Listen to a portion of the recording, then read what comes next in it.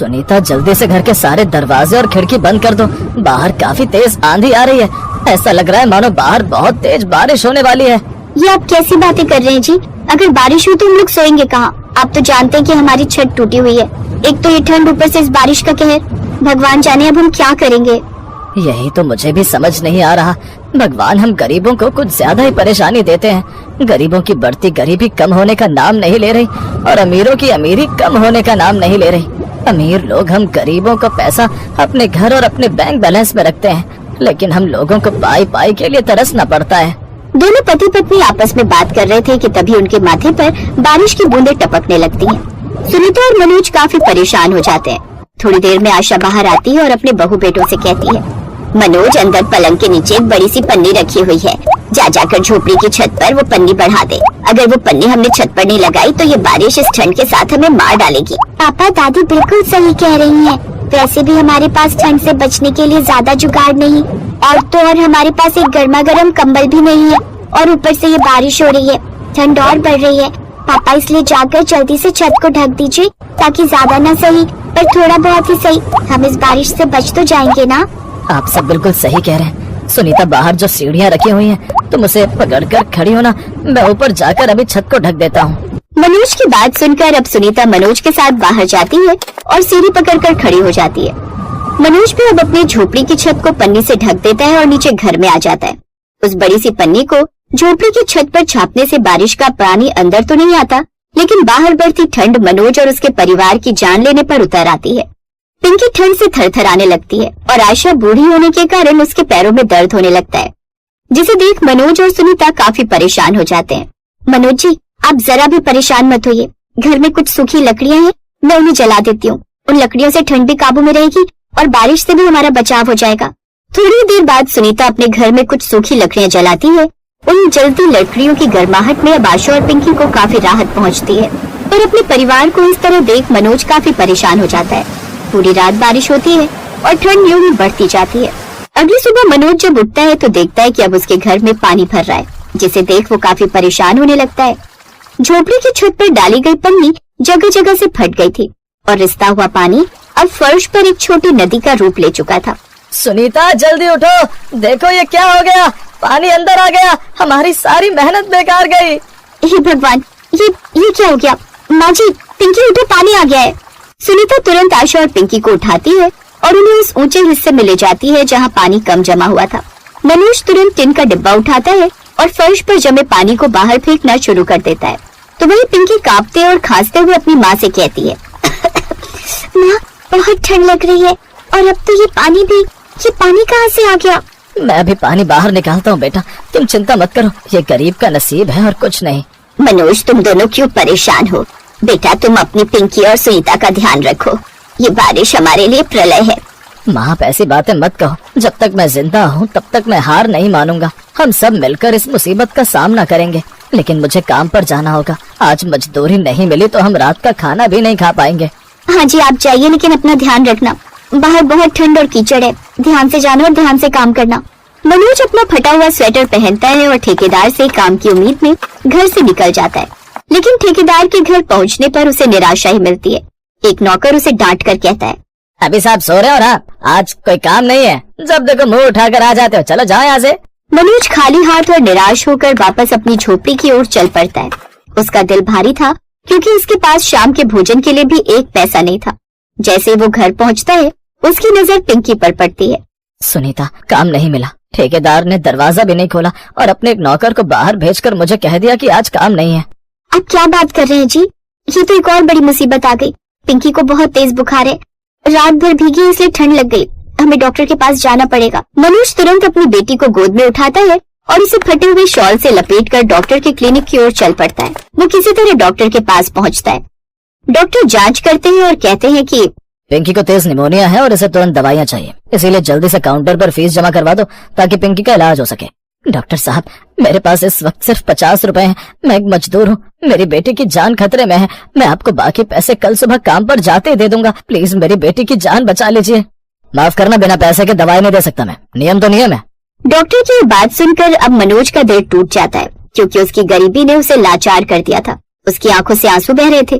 तभी क्लिनिक में बैठी एक अजनबी महिला ये सब देखकर डॉक्टर से कहती है, डॉक्टर साहब, आप अपनी फीस के चलते एक बच्चे की जान खतरे में डाल रहे हैं। खैर कोई बात नहीं, आप मुझसे फीस ले लीजिए और दवाई इन्हें दे दीजिए, क्योंकि उनकी फीस मैं दे रही। उस दयालु महिला ने 400 रुपए दिए और मनोज से कहा कि वो अपनी बेटी को दवाई दे। मनोज अब अपनी गर्दन उस महिला के आगे झुका देता है और उसका धन्यवाद करने लगता है। मैं आपका कर्ज कैसे चुकाऊंगा? कोई बात नहीं भाई, बस अपनी बेटी का ध्यान रखो, भगवान तुम्हारा भला करेगा। मनोज दवाइयां लेता है और तेजी से घर की ओर भागता है। उसे लगा कि दुनिया अभी भी दया और मानवता से खाली नहीं हुई है। घर पहुंचकर मनोज सुनीता को पिंकी की दवाई दे देता है और वो दवाई पिंकी को खिलाने को कहता है। कुछ देर बाद अब वो उसे गर्म कपड़ों से ढक देते हैं। अगले कुछ दिन तक पिंकी का बुखार धीरे धीरे कम होता है।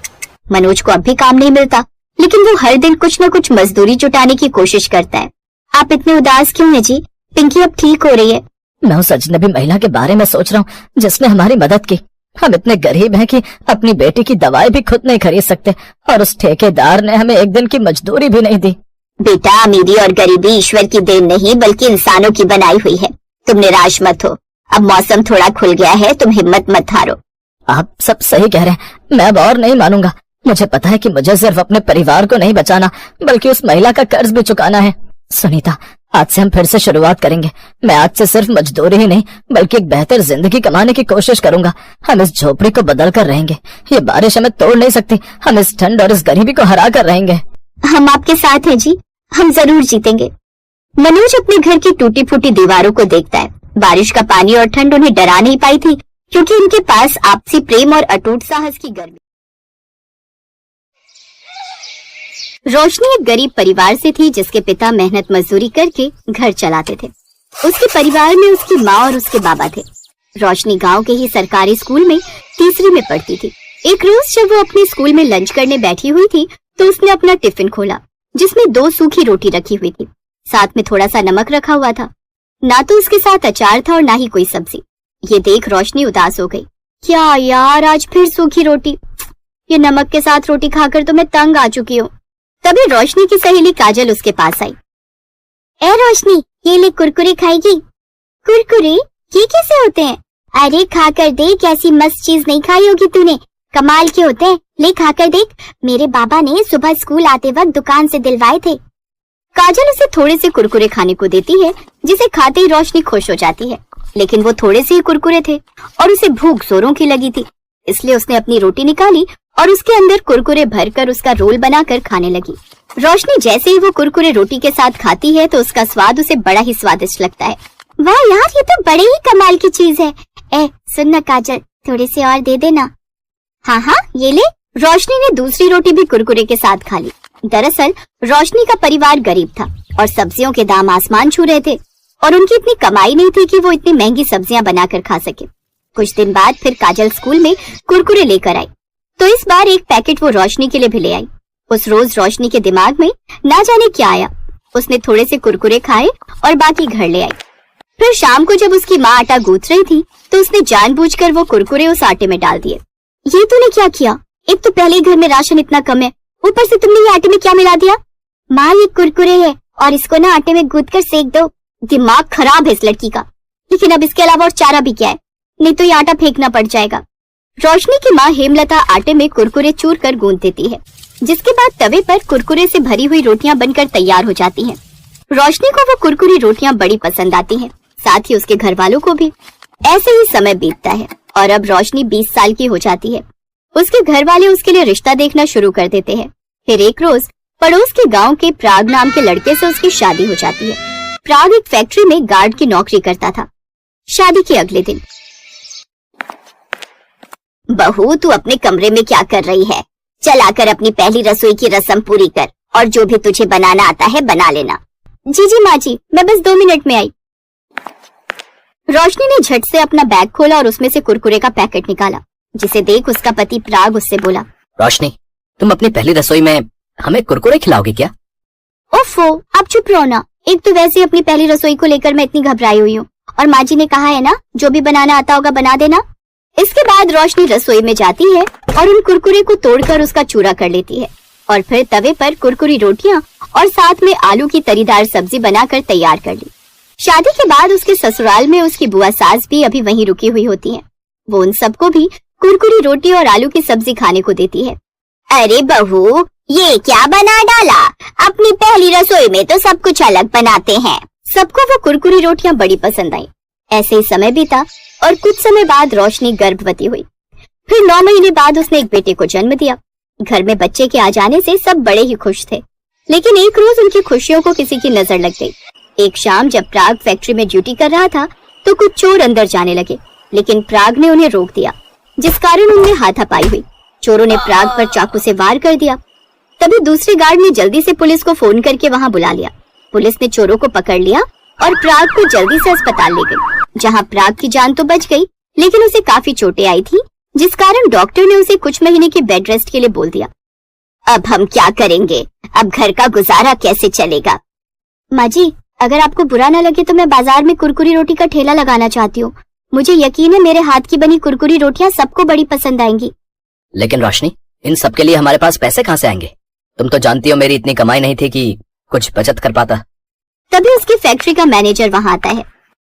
प्राग, जिस बहादुरी से अपनी जान पर खेलकर तुमने उन चोरों से मुकाबला किया और ईमानदारी से अपनी ड्यूटी निभाई, उसके लिए मालिक ने तुम्हें ये 50,000 का इनाम दिया है। ये सुनकर वो सभी बड़े खुश हुए।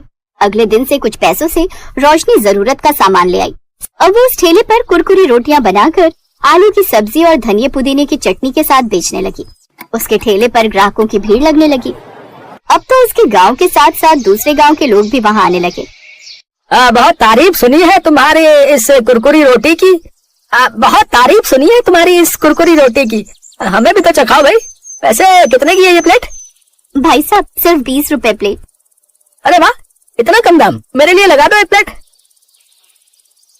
ग्राहक ने जैसे ही उसके हाथ की कुरकुरी रोटी खाई, उसका स्वाद वो भुला ना सका। अब तो जो भी एक बार उसके ठेले पर आता, वो हर बार आता। अब रोशनी की अच्छी खासी कमाई होने लगी। 4 महीने बाद प्राग भी पूरी तरह ठीक हो गया और अब उसने भी गार्ड की नौकरी छोड़ दी और रोशनी के साथ उसके ठेले पर उसका हाथ बटाने लगा और अब वो खूब पैसे कमाने